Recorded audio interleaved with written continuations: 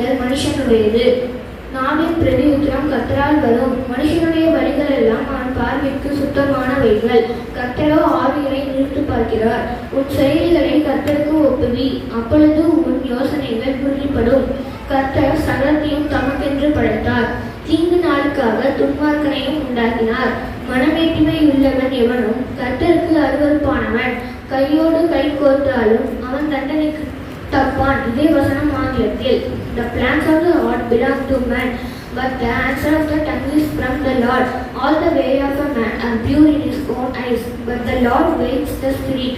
Commit your work to the Lord, and your work plans will be established. The Lord has made everything for its purpose, even the wicked, the day of trouble. Who are arrogant in heart are abomination to the Lord.